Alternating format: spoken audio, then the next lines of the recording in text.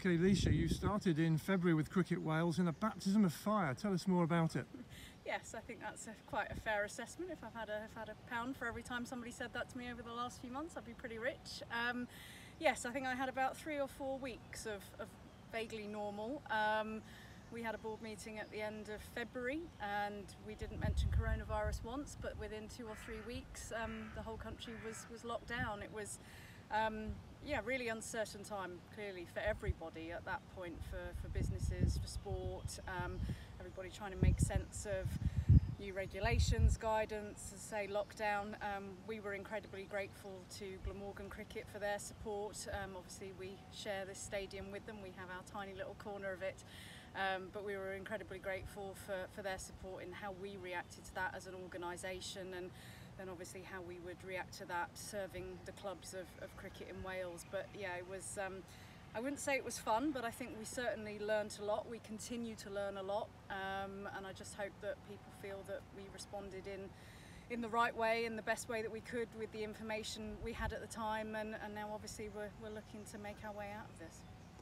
Tell us something about what Cricket Wales has been doing to help clubs up and down Wales. Yeah, sure.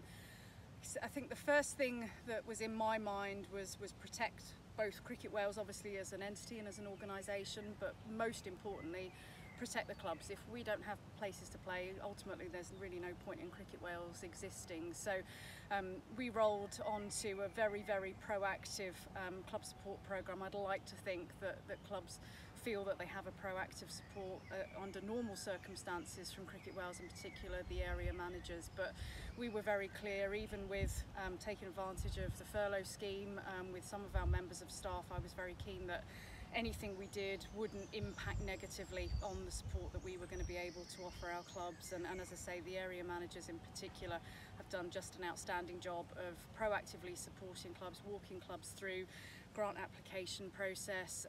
We've been really well supported by Sport Wales and their emergency relief fund. We're very, very grateful for that.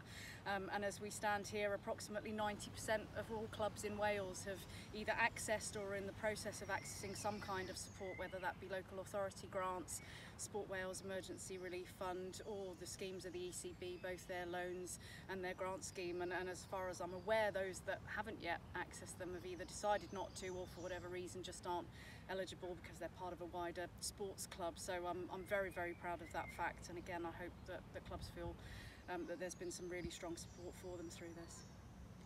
So what chances do you think we've got of actually playing cricket, getting back on all those club grounds up and down Wales? Yeah, that is the $64,000 question, isn't it? We obviously got really good news from the First Minister last Friday, and that we were able to open outdoor facilities for socially distanced activity and effectively net practice.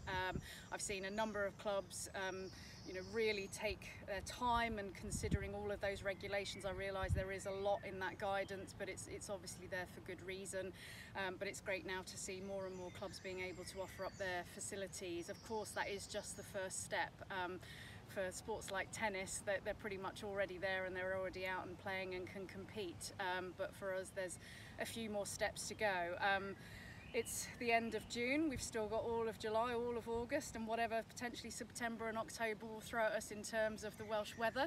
But I remain cautiously optimistic. I know there's real genuine desire at the Welsh Government side for trying to release sport as much as they can, as much as they safely can, and as is practicable to do so in the next few weeks, few months. We've already had a soft signal on travel regulations likely to be lifted in early July, which of course will help.